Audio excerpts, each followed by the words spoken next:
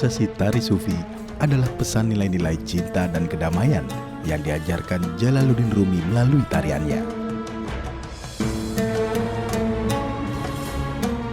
Wajah cinta dan kedamaian yang diajarkan Rumi sebenarnya merupakan manifestasi atas nilai-nilai Islam yang diajarkan oleh Nabi Muhammad SAW. Kalau untuk rasa, sulit untuk kita gambar. Pada saat saya menari, menikmati, nggak ada kalimat yang mampu untuk mengutarakan atau mengucapi apa yang saya rasakan. Ada kemanisan tersendiri yang saya rasakan pada saat saya melakukan tarian sufi ini.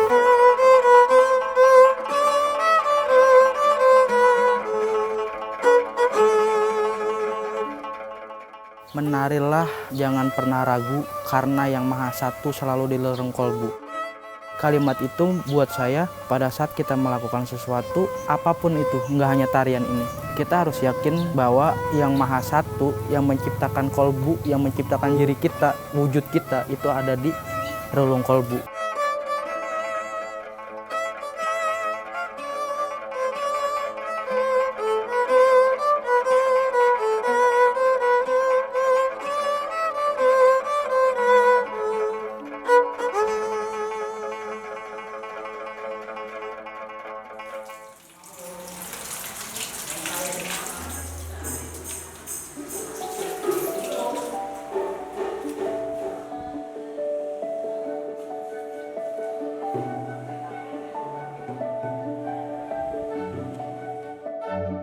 Tiga orang berpakaian serba putih yang disertai dengan balutan topi panjang berada dalam sebuah ruangan. Dalam formasi berbentuk segitiga, mereka seakan ingin memanfaatkan luasnya ruangan. Tangan-tangannya bersilang memegang dada, laksana orang yang sedang dilanda ketakutan. Namun tak nampak rasa gamang sama sekali di wajah para penari ini. Perlahan, kaki-kaki mulai berpijak.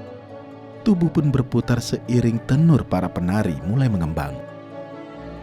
Putarannya yang harmoni seakan menghipnotis mata-mata yang memandang. Jadi tarian sufi ini melihatlah dengan apa yang atribut saya kenakan. Salah satunya dari atas ini namanya sikke. Bahasa di Jakartanya kopiah atau songkok lah gitu. Sikke ini melambangkan batu nisan yang ada di Turki. Mungkin kalau pernah berkunjung ke Turki, itu kurang lebih batu nisannya lonjong seperti ini, percis seperti ini. Nah, kemudian di sini ada namanya rompi, dari pundak sampai diikat pinggang ini namanya hirko. Nah, kemudian yang membuat indah itu, yang mekar, itu namanya tenur.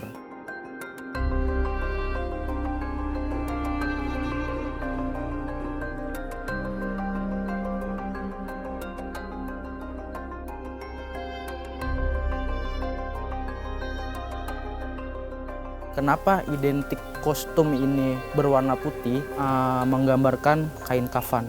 Karena baju sebenar-benar yang kita gunakan untuk menghadap kekasih kita ya kurang lebih seperti ini. Dan kenapa ini dilibatkan atau dinobatkan melambangkan kematian. Orang sufi bilang kematian itu selalu mereka damba-dambakan.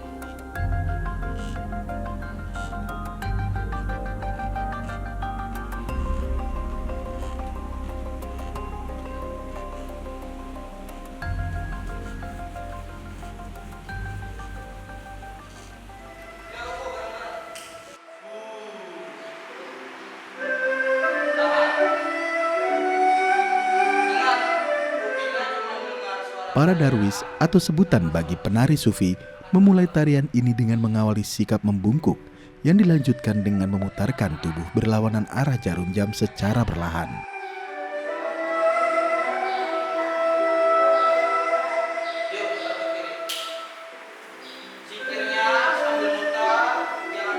Gerakan ini dimaknai sebagai alam semesta yang berputar sesuai orbitnya.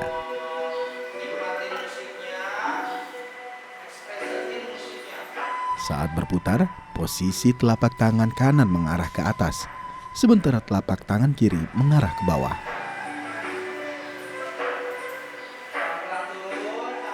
kenapa tangan kanannya ini menadah ke atas dan kenapa tangan kiri ini menadah ke bawah. Tangan kanan menadah ke atas ini menyimbolkan kita meminta tuh hanya kepada Tuhan, bukan kepada makhluk. Dan kenapa tangan kiri yang bawah ini menadah ke bawah? Karena apa-apa yang kita dapat dari Tuhan itu jangan kita kepal atau kita genggam dengan sendirian. Makanya tangan kiri ini terurai, bagikan lagi.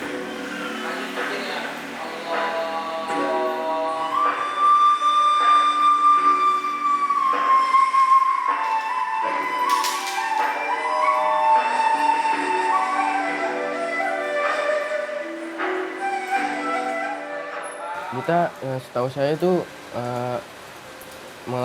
melawan arah jarum jam seperti layaknya kita seperti orang tawaf. Jadi kan seperti orang tawaf itu sama aja kita mendekatkan diri kepada Yang Maha Kuasa. Biasanya kalau pas lagi muter itu kita dikira nyebutin Allah, Allah, Allah, itu doang sih.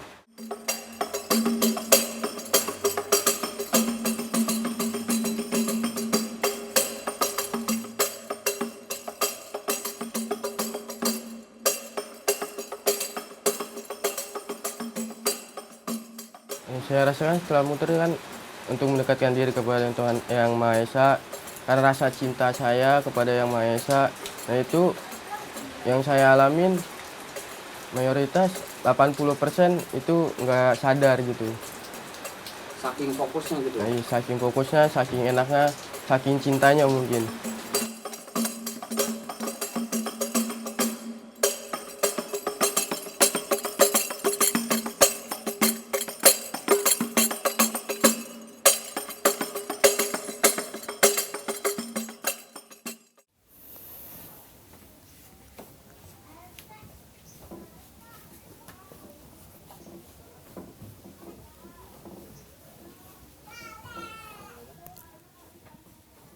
Anto tangannya yang kanan, Per yang kanan direnggangin.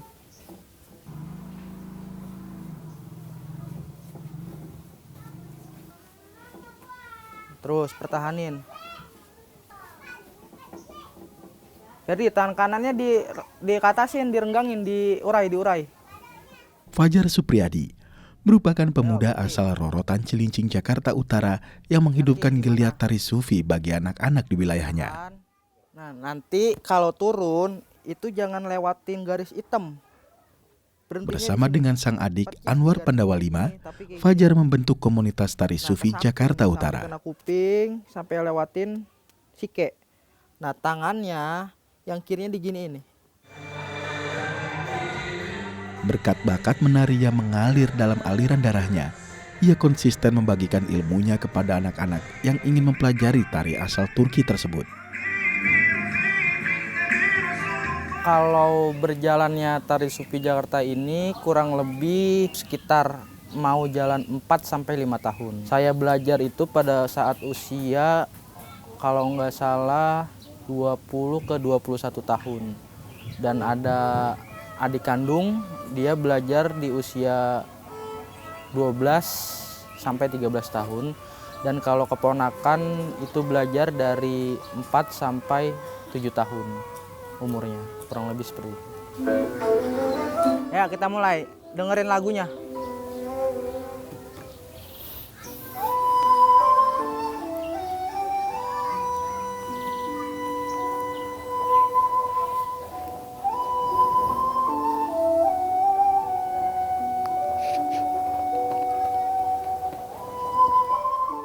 Terciptanya tari sufi Jakarta ini pada saat beberapa waktu saya menyaksikan dengan sendirinya di kampung saya, di tempat saya, Jakarta Utara, tepatnya di Rorotan Malaka 3. Saya melihat perform acara maulid dan ada tarian ini.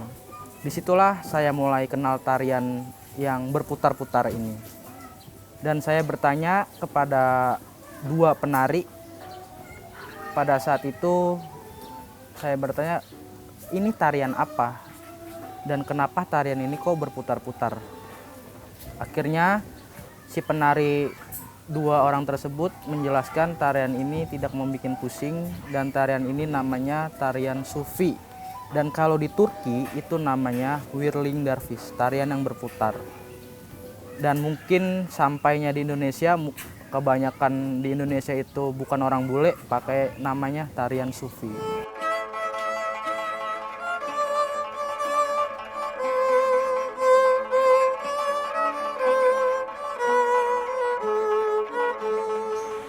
Tampil sufi kapan lagi?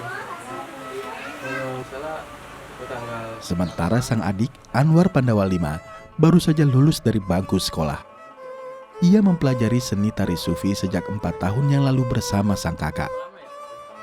Namun siapa sangka, dari tari sufi yang ia tekuni selama ini, ternyata dapat menghasilkan nilai ekonomi untuk membantu biaya sekolahnya. Namanya orang-orang baru ya, ada nggak nyampe segitu, apa yang nggak nyampe 3 menit sampai 4 menit, paling dia 1 menit kurang, ada yang 1 menit lebih, kayak gitu. Ada yang tanggal 8, terus tanggal 9, tanggal 9. Untuk pas awal-awal saya nggak pernah berpikir untuk kayak diundang gitu, nggak pernah. Jadi dengan tersendiri aja tiba-tiba kan ada undangan, nah terus kesini makin banyak gitu. Dari awal nggak ada berpikiran untuk saya tarik sufi biar bisa nih, biar diundang-undang gitu, biar masuk TV, acara-acara lain. Nggak ada pikiran kayak gitu. Dengan tersendiri sih tiba-tiba ada yang undang.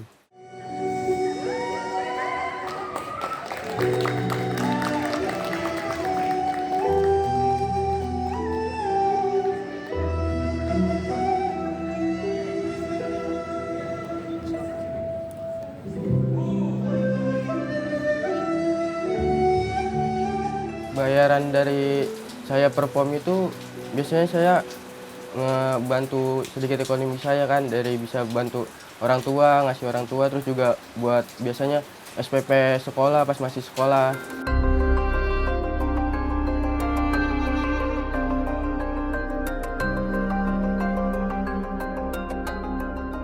Bagi kakak beradik ini, tari sufi tak hanya seni memutar tubuh, melainkan bicara tentang jiwa dan spiritualitasnya terhadap sang Khalik. Sebab tari sufi diciptakan sama sekali tidak mengacu pada bentuk keindahannya. Tujuan utamanya adalah mencari dimensi abstrak yang dapat mengantar seseorang pada wilayah ketuhanan. Perjalanan spiritual manusia untuk menggapai wilayah ilahiyah dalam pemikiran Rumi bisa digapai dengan meraih kebenaran yang didukung dengan menumbuhkan cinta dan mengesampingkan ego dalam perjalanan spiritual seseorang. Tarian ini salah satunya tarian semua doa, apapun itu doa. Dan selain doa, tarian ini juga bisa untuk ajang menjadi meditasi.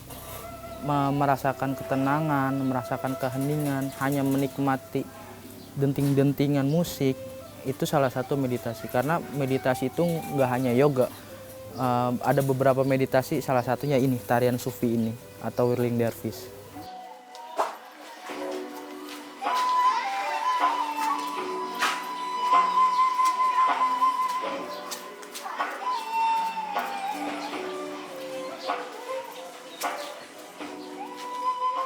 Saya di sini diajarkan melawan ego salah satunya, terus belajar kepasrahan, terus belajar keikhlasan, dan banyak hal lain baiknya yang saya tuai dari tarian ini. Kenapa saya bisa bilang saya diajarkan memangkas ego saya? Salah satunya sebelum kita menari itu ada cara kaki kanan diinjak pakai kaki kiri, itu salah satunya mematikan ego. Dan kenapa saya bisa merasakan keikhlasan sama tarian ini? Ya udah, pada saat saya menari berputar, terserahlah saya mau dijatuhkan kah pada saat berputar itu, atau saya mau diterbangkan sekalipun, ya udah saya hanya bisa memasrahkan diri. Karena saya bisa berputar, saya kuat menari sampai durasi yang panjang, yaitu nggak luput darinya, Tuhannya gitu, yang memberi kekuatan, yang memberi kepasrahan, yang memberi keikhlasan.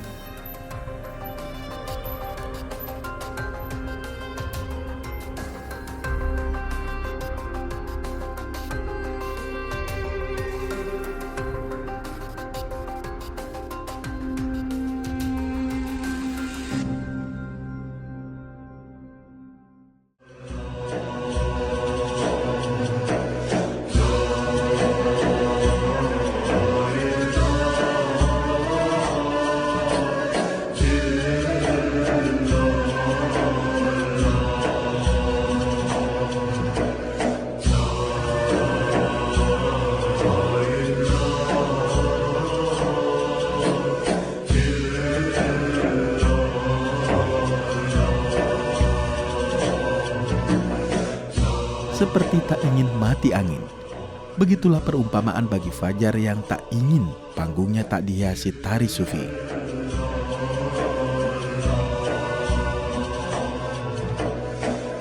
Dalam beberapa kesempatan, Fajar kerap kali tampil mengisi berbagai acara dengan tari sufinya.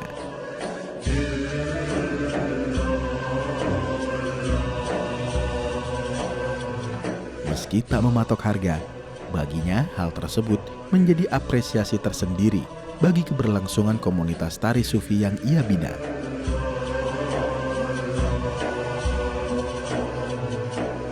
Uang bukanlah akhir dari tujuan ia menari. Kecintaannya terhadap Yang Maha Segalanya lah yang membuat Fajar bertahan hingga sampai saat ini.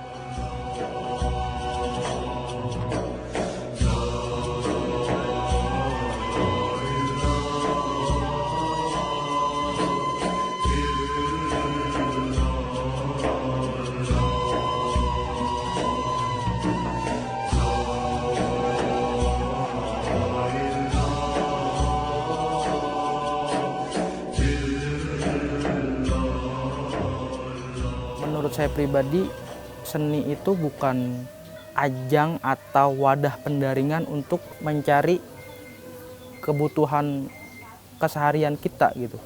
Salah satunya ya kayak kita bicara gampangnya untuk mencari tombak ukur uang.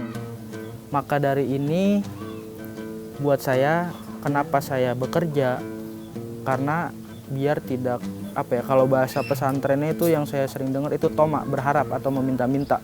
Maka dari situ saya bekerja, adapun saya di tari sufi ini hanya untuk mengisi waktu saya agar tidak terbuang sia-sia.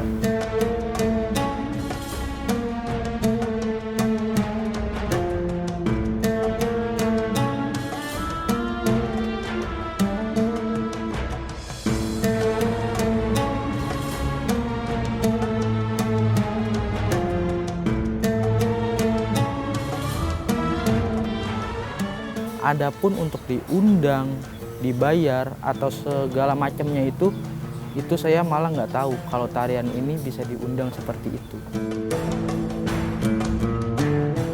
Dan adapun kita dikasih uang lelah atau upah, dan itu nggak hanya untuk saya pribadi. Salah satunya ada anak-anak penari yang mungkin buat kebutuhan sekolahnya. Adapun kita putar untuk uang kas, latihan. Dan kenapa Tari Sufi Jakarta Utara ini menggratiskan untuk latihan siapapun kalangan? Ya karena dari situlah kita berputarnya.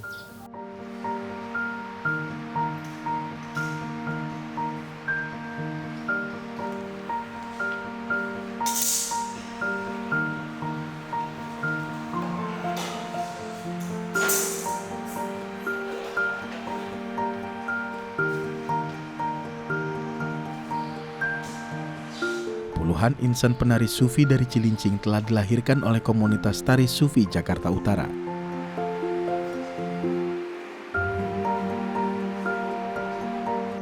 Satu hal yang membuat kakak beradik ini bangga adalah ketika anak didiknya terus semangat dan konsisten mempelajari tari sufi tersebut.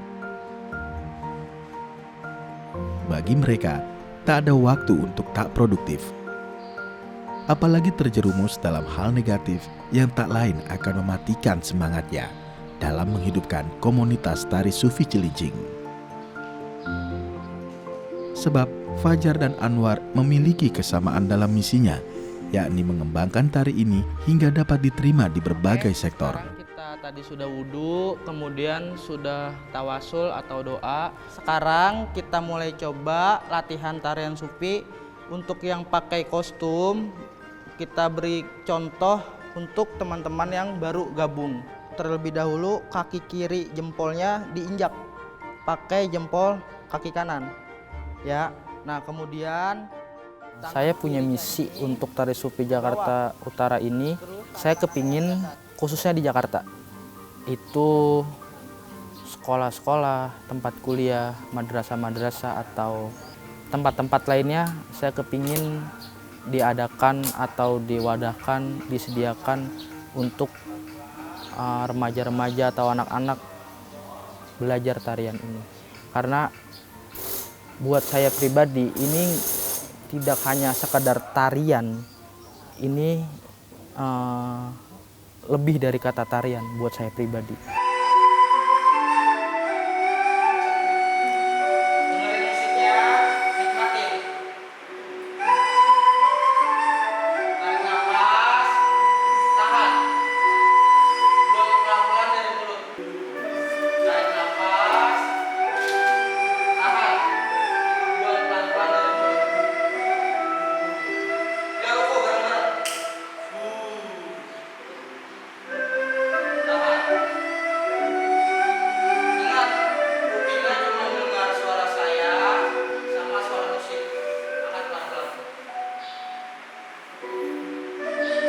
Balik kanan. Baca yang keras.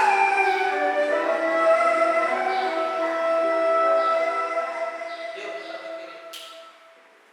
Untuk itu saya siap nggak siap harus siap karena kan sebelumnya beliau pernah diamanahin sama kiai yang awal pertama kali kita belajar itu harus berkembang gitu, nggak boleh mentok di saya, Bang Pajar dan ponakan dua itu harus berkembang.